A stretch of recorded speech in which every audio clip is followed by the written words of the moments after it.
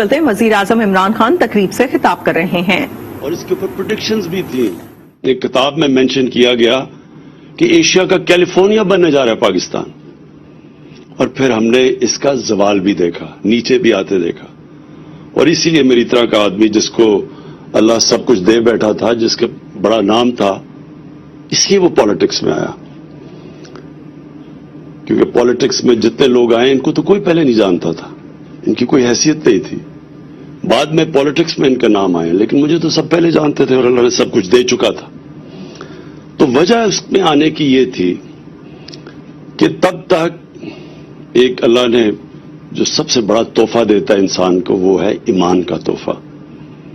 कोई भी इससे बड़ा तोहफा नहीं है। और वो जो जिनको अल्लाह ये तोहफा देता है, तो कुरान में ये भी आयत है कि ईमान वाले इंसान को पहचान जाएंगे।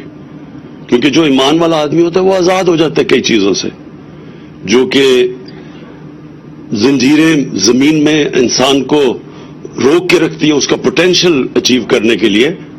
वो ईमान वो जंजीरें तोड़ देता है, जिसको इलामा इकबाल जब शाहीन कहते हैं, इकबाल का शाहीन, तो वो जंजीरें तोड़ के ऊपर जाता है। और वो जंजीरें हैं पैसे की, ये पावर की, ये जो शोहरत की, हर किस्म की, जात की, ईगो, ये सब जंजीरें हैं जो इंसान को, जब अल्लाह कहता है ना कि मैंने इसको सबसे अजीम अपनी मखलूक बनाया, फरिश्तों से भी ऊपर, तो उसका मतलब ये है कि इंसान में वो पोटेंशियल है जो किसी में भी नहीं है। लेकिन वो पोटेंशियल अचीव करने के लिए इंसान को वो जंजीरें तोड़नी पड़ती हैं, और वो ईमान वो जंजीरें तोड़ देता है। तो तारीख का मैं तालिब इल्म हूं, क्योंकि मैंने ये बड़ा स्टडी किया कि वो क्या जादू हुआ कि एकदम, जो अभी शेख यासर ने बताया कि 1% सिर्फ मक्का के लोग पढ़े लिखे थे, कोई हैसियत नहीं थी। 2 सुपर पावर्स थी, पर्शियन एम्पायर और बैजेंटाइन एम्पायर, बड़ी पावर थी, उनमें कोई हैसियत नहीं थी अरबों की। तो वो क्या था कि वो दुनिया की उन्होंने इमामत करनी शुरू कर दी। तो वो मैंने बड़ा स्टडी किया, और उसके साथ फिर मैंने रिलेट किया पाकिस्तान को, क्योंकि हमारा तो वाहिद मुल्क बना था इस्लाम के नाम पे, और तो कोई मुल्क नहीं इस्लाम के नाम पे बना। ईरान में ईरानी रहते थे, मिस्र मिस्री, लेकिन ये तो बनाया ही गया था इस्लाम के लिए। तो मैंने इसको जब स्टडी किया, तो मैंने जितना मैं स्टडी करता गया और जितना अल्लाह ने मेरा ईमान मजबूत करता गया, उतना ही मैं इस नतीजे पे पहुंचा कि जब तक हम सीरत नबी पे नहीं चलेंगे, तब तक हम वो मुकाम नहीं हासिल कर सकते जो इलामा इकबाल का ख्वाब था। इलामा इकबाल को अगर आप स्टडी करें, बहुत बड़ा एक जहन था, जो मगरबी फलसफे भी समझ गया, और जो ग्राउंडेड थे अपने दीन के अंदर और अपनी इस्लाम की तारीख में। इसलिए उन्होंने जो एक वर्ड अंग्रेजी के ओरिजिनल थॉट, उन्होंने जो उनकी जो सोच थी, वो बिल्कुल एक किसी के गुलाम, यानी जो ज़हनी गुलाम, बदकिस्मती से कॉलोनियलिज्म की वजह से मुसलमान दुनिया में ज़हनी गुलाम हैं, जो अपनी गुलामी की जंजीरें नहीं तोड़ सकते। वो ज्यादा खौफनाक है जिस्मानी गुलामी से। तो इलामा इकबाल वो थे जो कि ओरिजिनल थॉट तब दिया जब वो मुआजना कर बैठे कि ये मगरबी सिविलाइजेशन क्यों ऊपर गया और हमारा क्यों जवाल आया। और फिर उन्होंने शिकवा और जवाब शिकवा में जवाब भी दिए कि हम एक वक्त यहां थे और अब हम यहां हैं, क्यों हैं। तो मैं आहिस्ता आहिस्ता इस नतीजे पे पहुंच गया कि हमारा जो सिस्टम बन गया तालीम का, वो ही हमारे लिए सबसे बड़ी रुकावट बन गया। एक तरफ इंग्लिश मीडियम बन गया जो कि कॉलोनियल एजुकेशन सिस्टम था, वो हमारा नहीं था। दूसरी तरफ हमने उर्दू मीडियम कर दिया जो ना तीतर ना बटेर रह गया। तीसरी तरफ दीनी मदरसे चले गए। 3 पैरेलल एजुकेशन सिस्टम बन गए। अब वो 3 पैरेलल एजुकेशन सिस्टम में 3 कौमें निकलनी शुरू हो गई, उनका कनेक्शन ही एक दूसरे से नहीं रहा। तो सबसे बड़ी चीज हमने फैसला किया, सबसे पहले तो एक कोर एजुकेशन, एक करिकुलम एक लेके आए, ताकि एक पहले इनको कौमों को तो एक तरफ लेके आए। लेकिन जो सबसे बड़ी चीज ये है کہ جو بھی شیخ ناصر نے بھی یہ بات کی, جب بھی میں مکہ یا مدینہ گیا سب سے زیادہ لوگ پاکستانی نظر آتے ہیں آپ کو وہاں. سب سے پہلے پاکستان ریئیکٹ کرتا ہے, کوئی بھی اسلام کے خلاف کچھ ہو تو پاکستان میں ریئیکشن آتا ہے. سب سے زیادہ میرا دعویٰ ہے کہ روزے بھی یہ رکھتے ہیں, حج بھی یہ پاکستانی کرتے ہیں, پیسہ بھی سب سے زیادہ پاکستانی اللہ کے نام پہ دیتے ہیں. میں سب سے زیادہ پیسہ پاکستانیوں سے اکٹھا کرتا ہوں, اللہ کے نام پہ سب سے زیادہ پیسہ بھی دیتے ہیں.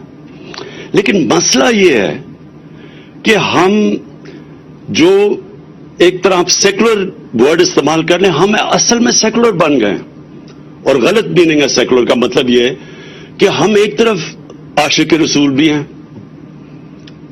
سب سے زیادہ ہمارا دین کے اوپر زور ہے, لیکن دوسری طرف جو نبی کی سیرت ہے اس کی اور ہماری زندگی میں تعلق ہی کچھ نہیں ہے. اتنا بڑا فاصلہ ہے اس کے بیچ میں.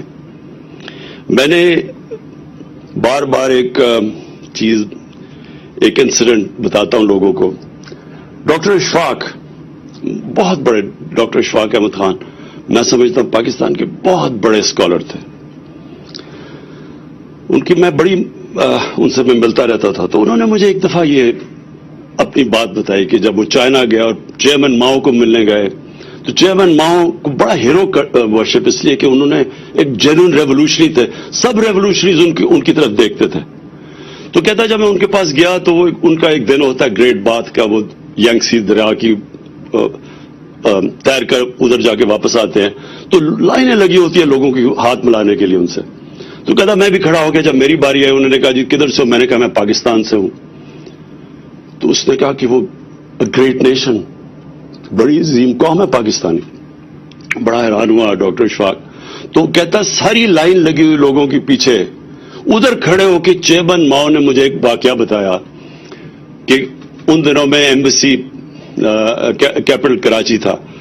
تو کہتا کراچی کے اندر جو ایمبیسڈر تھا چائنا کا, وہ اس کا پاکستانی چیس پلیئر پارٹنر تھا.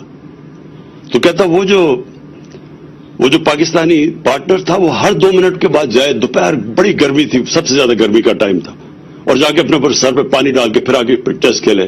تو اس نے کہا کیا مسئلہ ہے؟ اس نے کہا میں روزہ رکھا ہوا ہے. تو وہ بڑا چائنیز حیران ہوا, کہتا تم چپ کر کے پانی پی لو, کسی کو کیا پتا چلے گا. تو جب اس چیئرمین ماؤ کو چائنیز ایمبیسڈر نے یہ بتایا, تو چیئرمین ماؤ نے تب, اب ذرا دیکھیں بڑا ذہن تھا نا, تو اس نے کیا سوچا کہ کیوں یہ عظیم قوم ہے. اس نے یہ کہا کہ جو قوم گرمی میں پانی اللہ کے خوف سے نہیں پی سکتی, تو سوچ لیں کہ وہ اللہ کے خوف سے سچ بھی بول سکتی ہے, وہ رشوت بھی نہ لے گی, وہ ٹیکس بھی اپنے پورے دے گی. وہ تو اس قوم کو تو کوئی روک ہی نہیں سکتا. یہی تھا مدینہ کی ریاست میں. وہ کیسے عظیم قوم بنی؟ خوف خدا تھا ان کو, وہ اپنے اوپر سیلف اکاؤنٹیبلٹی تھی کہ اللہ دیکھ رہا ہے. جس طرح کہ میں کمرے میں جا کے پانی پیوں تو اللہ دیکھ رہا ہے, اسی طرح میں کوئی غلط کام کروں گا اللہ دیکھ رہا ہے.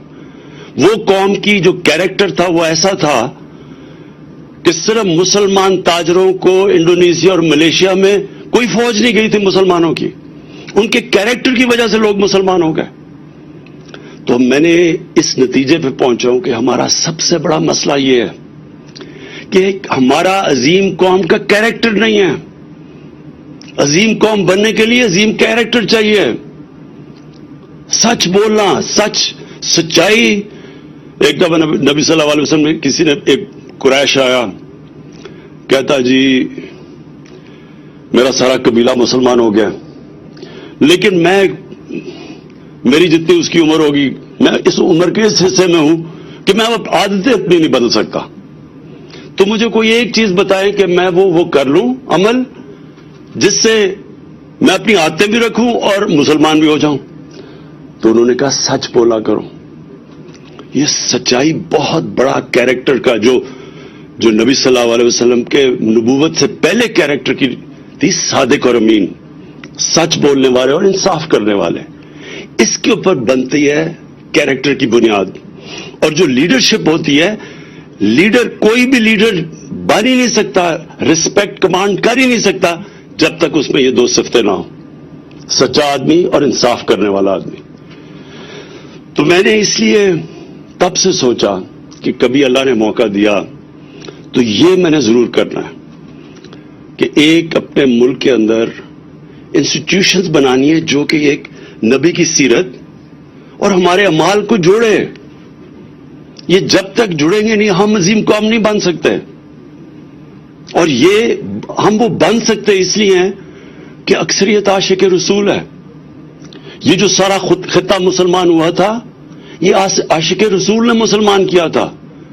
یہ جو ہمارے بڑے بڑے بزرگ تھے، اولیاء کرام، بابا بلے شاہ،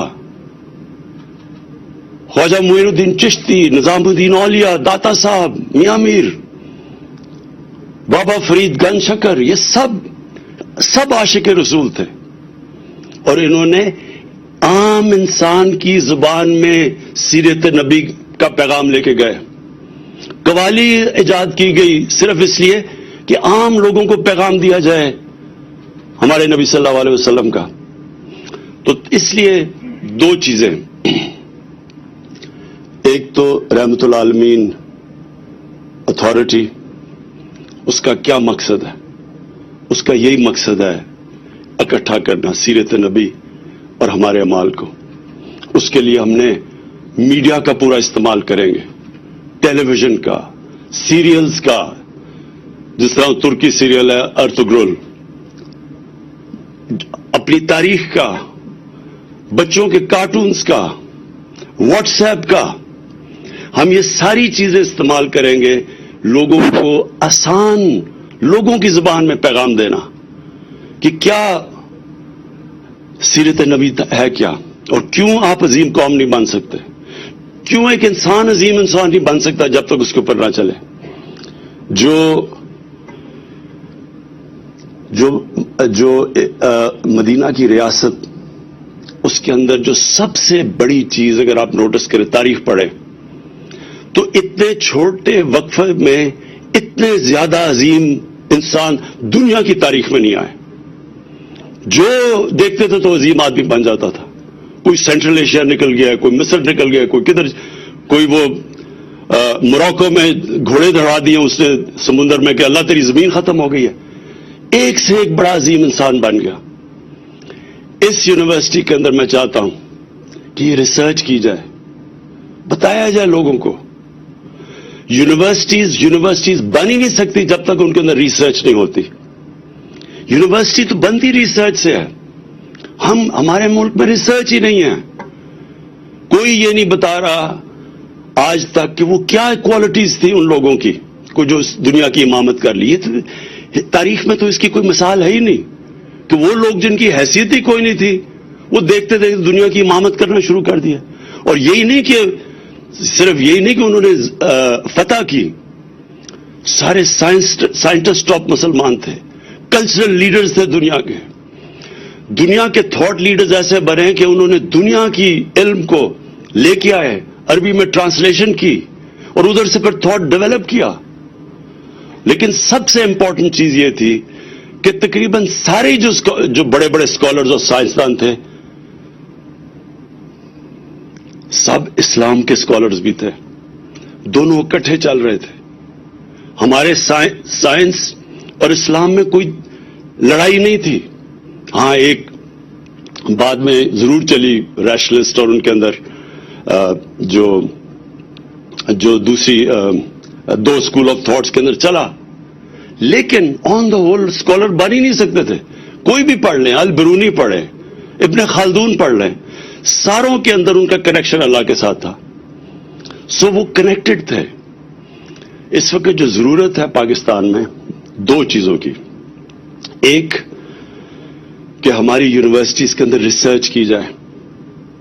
سب سے بڑا مسئلہ ہمارا اس وقت ملک میں آیا ہوا ہے ویسٹرن کلچر. ویسٹرن کلچر کو ہم صحیح معنی میں کرٹیک نہیں کر سکتے. ہم بتا ہی نہیں سکتے اپنے آنے والی نسلوں کو کہ اس کی طاقت کیا ہے، کیا وجہ ہے کہ ویسٹرن کلچر اوپر ٹیکنالوجیکل سائنٹیفک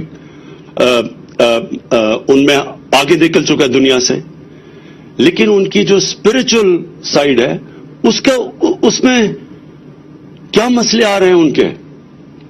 اسپرچولی وہ نیچے جا رہے ہیں، چرچز بند ہو رہے ہیں. پوپ نے بھی اسٹیٹمنٹ دی ہے، اس نے کہا Europe has become spiritual barren area, desert, spiritual desert. کیا وجہ ہے؟ دونوں کو، انسان میں جسم بھی ہوتا ہے اور روح بھی ہوتی ہے. انسان دو چیزوں کا بنا ہوتا ہے. آپ صرف جسمانی سائڈ کے اوپر پوری توجہ دیں، امبیلنس آ جاتا ہے انسانوں میں. اور یہی وجہ ہے کہ ہمارے جو یوتھ ہے اس میں کنفیوژن آئی ہوئی ہے اس وقت. ایک تو وہ دیکھتا ہے ویسٹرن کلچر اور ان کی آگے اور ٹیکنالوجیکل پروگرس ہر طرح آگے ہیں، تو وہ ایک دوسری طرف ہمارا دیکھتا ہے اور وہ سمجھتا ہے کہ ہم تو پیچھے رہ گئے دنیا سے. اور یہ بہت بڑی ٹیمپٹیشن ہوتی ہے جب کوئی معاشرہ پروگرس کرتا ہے اس کو بلائنڈلی کاپی کرنا شروع کر دیں. اور وہ اس لیے ہوتا ہے کہ ہمارے ملک میں صحیح معنی میں ہم ریسرچ کر کے اپنی یوتھ کو انفارم چوائسز دینے کا موقع نہیں دے رہے. جب ہم ریسرچ کریں گے، جب ہم بتائیں گے کہ یہ ان کی طاقت ہے، ان کی کمزوری ہے، کیا ان کے مسئلے آئے جب ان کی اسپرچویلٹی گری ہے، ان کا فیملی سسٹم میں کیا مسئلہ ہے، خاندانی نظام ان کا نیچے چلا گیا ہے، وہ کتنی 40 سال پہلے ان کا خاندانی نظام کدھر تھا، آج کدھر چلا گیا ہے، اس کے کتنے اثرات ہیں معاشرے میں. یہ یونیورسٹیز کا کام ہے، ریسرچ کریں، بتائیں، آگاہ کریں لوگوں کو. پھر بچوں کے اوپر کیا گزر رہی ہے. موبائل فون، دنیا میں اتنا بڑا چیلنج نہیں آیا جو آج موبائل فون سے آیا ہے. اس کے پازیٹیوز کیا ہیں، کتنا فائدہ ہے، تعلیم اس سے کتنا علم حاصل کر رہے ہیں بچے ینگ ایج پہ. لیکن جو اس کے اندر پورنوگرافک مٹیریل آ رہا ہے اس کے نقصانات کیا ہیں، کیسے کوپ کرنا ہے، بچوں کو ہتھیار کیسے دینے ہیں. یہ جو ایک بالکل نئی ریالٹی آ گئی ہے، آپ یہ بند تو نہیں کر سکتے، سوشل میڈیا کو نہیں بند کر سکتے، آپ روک تو نہیں سکتے ان کو، لیکن آپ اپنے بچوں کو کم از کم بتا تو سکتے ہیں اچھے برے کی، اس کی ایڈوانٹیج کیا ہے، یہ طرز زندگی لوگے تو اس کا یہ نقصانات ہے، اس کے یہ فائدے ہیں. ہم اپنے بچوں کو چوائسز تو دے سکتے ہیں. اور پھر میں ورڈ یوز کرتا ہوں، انفارم چوائسز. انفارم چوائسز تب آتی ہیں جب آپ بچوں کو بتائیں تو صحیح، آگاہ کریں، شعور پیدا کریں انہوں میں. اس لیے یہ یونیورسٹیز بڑی امپورٹنٹ ہے. القادر یونیورسٹی کے اندر انشاءاللہ ریسرچ کی جائے گی، انٹرنیشنل اسکالرز کے ساتھ ان کے ساتھ کنیکشنز ہوں گے، جس طرح شیخ ناصر ہے. ڈبیٹس کروائی جائیں گی. ڈبیٹس، یہ یاد رکھیں کہ ہمارے ملک میں ایک بہت بڑا ہمیں نقصان پہنچا ہے. ہم اجتہاد ہی نہیں ہونے دیتے. قرآن کے اندر اللہ کا حکم ہے اجتہاد کرو، ڈبیٹ کرو. جب آپ اجتہاد ہی نہیں ہونے دیں گے تو تھاٹ پروسیس آگے کیسے بڑھے گا. علامہ اقبال کا جو کتاب ہے ریکنسٹرکشن آف اسلامک تھاٹ، وہ اس کے اندر تو اگر آپ جس کا موقف آپ سے مختلف ہوگا آپ اس کو کافر کہہ دیں گے تو اجتہاد کیسے ہوگی. تو ہم آگے تو بڑھ ہی نہیں سکتے. ہم اسلام کی، اور اس لیے جو سب سے بہترین اسلام کے اوپر کام ہو رہا ہے وہ مغربی ممالک میں ہو رہا ہے. شیخ یاسر آپ کو بتائیں گے کس طرح کی وہاں ڈیبیٹس چل رہی ہیں، کیسے کیسے اسکالرز وہاں بیٹھے ہوئے ہیں، کیونکہ وہاں کفر کا فتویٰ کا ڈر نہیں ہے. ہمارے ملک میں پھر سے کہتا ہوں کہ بہت پوٹینشل ہے. اللہ نے اس ملک کو سب کچھ دیا. ہمارا جو سب سے بڑا مسئلہ لیڈرشپ، ہماری لیڈرشپ کے اندر جو جس طرح کے لیڈرز آنے چاہیے وہ نہیں آتے. وہ کیوں؟ کیونکہ لیڈرز کے اندر وہ جو کیریکٹر لیڈر کا وہ نہیں ہے. ہمارے پولیٹیکل لیڈرشپ کے اندر بجائے یہ سوچیں کہ یہ بہت بڑا، آپ جب ایک لیڈر بنتے ہیں آپ پہ اللہ بہت بڑی ذمہ داری ڈال دیتا ہے. جب ایک لیڈر عوام کی خدمت کرتا ہے، وہ سارے پیغمبروں نے یہ کیا تھا، سارے پیغمبر لیڈر تھے اللہ کے، اور ان سارے پیغمبروں نے انسانوں کو بدلا تھا، خدمت کی تھی، انسانیت کے لیے آئے تھے. اور جب ایک لیڈر بن کے ایک اتھارٹی پہ آ کے ملک کا پیسہ چوری کرنا شروع کر دیتا ہے، اس سے بڑا اللہ کا عذاب کسی انسان پہ نہیں آ سکتا. کیونکہ جو معاشرے میں غربت ہوتی ہے سارا گناہ اس کے اوپر جاتا ہے. اس لیے ہمیں اپنے نبی صلی اللہ علیہ وسلم کی جو انہوں نے جو لیڈرشپ کا کانسیپٹ دیا تھا، انشاءاللہ القادر یونیورسٹی اور ہم باقی جو ہماری رحمت للعالمین جو اتھارٹی ہے وہ ساری یونیورسٹیز کے ساتھ ان ٹچ رہے گی. ادھر چیئرز ہیں، سیرت چیئرز ہیں، ان کے ساتھ ہم ان ٹچ رہیں گے. اور بیسکلی جو اس نبی صلی اللہ علیہ وسلم نے لیڈرشپ کا کانسیپٹ دیا تھا وہ ہم نے اپنی یوتھ کو دینا ہے. اسکول کے بچوں سے شروع کریں گے سب کو، تاکہ پتہ تو چلے کہ لیڈر میں کون سی کوالٹیز ہیں. کبھی بھی ایک خود غرض آدمی لیڈر نہیں بن سکتا. لیڈر ہمیشہ اپنی ذات سے نکل کے بڑا سوچتا ہے. قائد اعظم محمد علی جناح، نیلسن مینڈیلا، وہ لیڈرز جو کہ ایک اپنی آپ کو قربان کر دیتے ہیں اپنی قوموں کے لیے. ساری زندگی وہ قومیں ان کو دعائیں دیتی ہے، ان کی عزت کرتی ہے. کبھی بزدل انسان لیڈر نہیں بن سکتا. اس لیے قرآن کی آیت ہے کہ جو لوگ ایمان لے آئے میں ان کے خوف دور کر دیتا ہوں. اس لیے وہ جو ایک دم لیڈرز کی بارش ہوئی تھی مدینہ کی ریاست کے بعد، ہمارے نبی صلی اللہ علیہ وسلم کی دنیا سے جانے کے بعد، ایک سے ایک بڑا لیڈر بن گیا تھا، کیونکہ ان کے خوف دور چلے گئے تھے. بڑی سوچ تھی ان کی، ذات سے باہر نکل گئے تھے، اور سچے لوگ تھے اور انصاف کرنے والے لوگ تھے. یہ 4 کوالٹیز ہیں جو بنیاد ہے ایک لیڈر کی، اور یہ ہم نے اپنے بچوں کو پڑھانا شروع کرنا ہے تاکہ ہمارے ملک میں بھی لیڈرز نکلے. جب وہ ان کو اقتدار ملے تو اپنی قوم کا سوچیں، یہ نہ سوچیں کہ انہوں نے کتنا پیسہ بنانا ہے اور اپنے آپ کو کتنے فائدے پہنچانے ہیں اور اپنی رشتہ داروں اور دوستوں کو اوپر لے کے آنا ہے. میرٹ قائم کرنی، اور وہی مدینہ کی ریاست میں سب سے بڑی چیز اگر آپ دیکھیں میرٹ تھی. جو کوئی ایکسل کرتا تھا وہ بڑے عہدے پہ پہنچ جاتا تھا. اور جو آخر میں یہ چاہتا ہوں کہ ہماری یونیورسٹی سے اس طرح کی اسکالرشپ ہو، اور انشاءاللہ جو ہماری رحمت للعالمین اتھارٹی ہے وہ سارے انٹرنیشنل اسکالرز کے ساتھ ان ٹچ ہے. اور ہماری کوشش یہ ہے کہ آگے سے، اور یہ ہوگا، میں آپ کو پھر بتا رہا ہوں کہ باہر کسی نہ کسی ملک میں وہ ہمارے نبی صلی اللہ علیہ وسلم کی شان میں پھر سے گستاخی کریں گے. لیکن اس باری میں چاہتا ہوں کہ ایک بڑا انٹلیکچوئل ریزنڈ سوچ سمجھ کے قانون دیکھ کے ایک اس طرح کا ہمارے ساتھ ہمارا رسپانس جائے.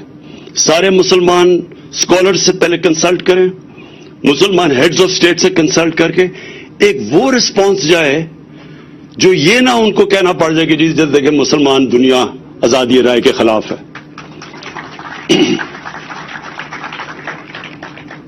اور اس کے علاوہ جو میں چاہتا ہوں کہ ہمارے جو اس یونیورسٹی میں جو ہمارے بڑے بڑے، جس طرح میں نے بزرگان دین تھے جن کی وجہ سے اسلام پھیلا تھا سارے برے صغیر میں، ان کے اوپر بھی ریسرچ ہو، اور ان کے جو کلام ہیں وہ ہم جب یہ بڑے بڑے عرس ہوتے ہیں وہاں اتنے لوگ آتے ہیں، لاکھوں لوگ آتے ہیں، پیار کرتے ہیں ان سے، ان کو بار بار بتایا جائے کہ ان کی ٹیچنگز تھی کیا.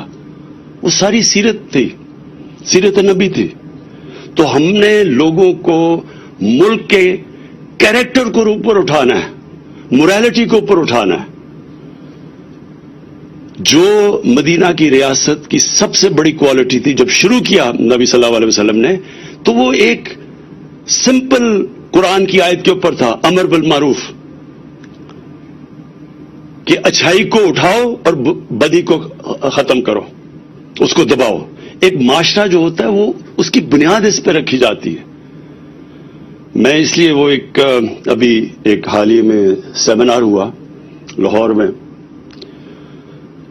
پاکستان کے سپریم کورٹ کے ججز بلائے گئے، لیکن چیف گیسٹ اس کو بلایا گیا جس کو اسی سپریم کورٹ نے سزا دی.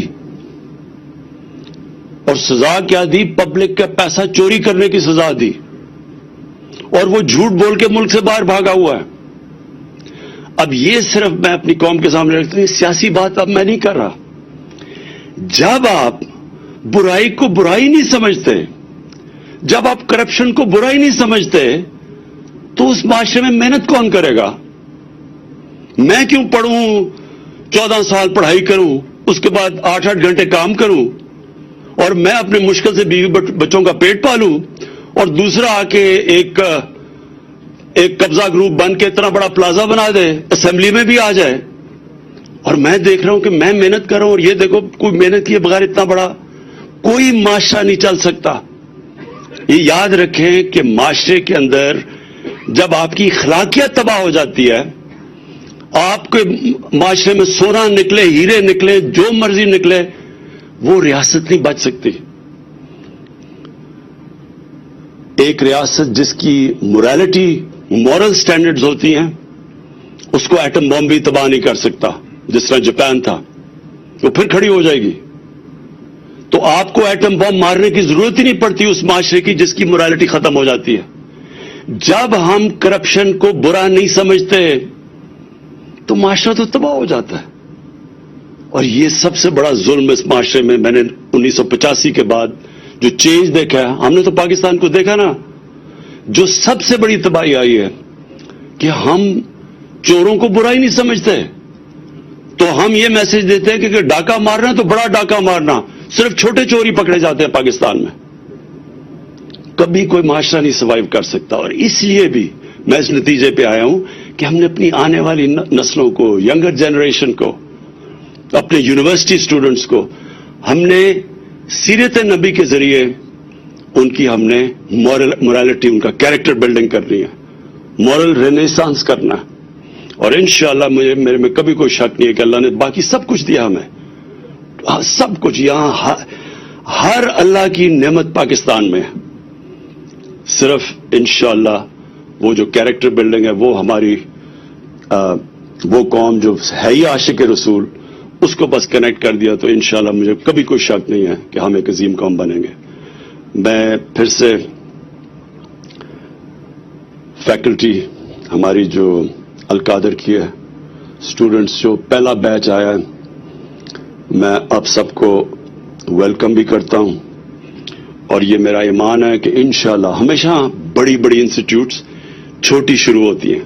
ابھی ہم نے تھوڑے سا اس کا انسٹیٹیوٹ کا سیکشن کھولا ہے, لیکن میں جب اوپر سے دیکھتا ہوں اس ساری انسٹیٹیوٹ کو اور اس علاقے کو, میرے میں کوئی شک نہیں کہ یہ ایک وہ دنیا کے اندر, میں پاکستان کی بات نہیں کر رہا, اسلام کی دنیا میں وہ ایک انسٹیٹیوٹ بنے گی, یہ کوآرڈینیٹ کرے گی. جس طرح الازہر کا نام ہے, اسی طرح یہ بھی وہ ایک انسٹیٹیوٹ بنے گی.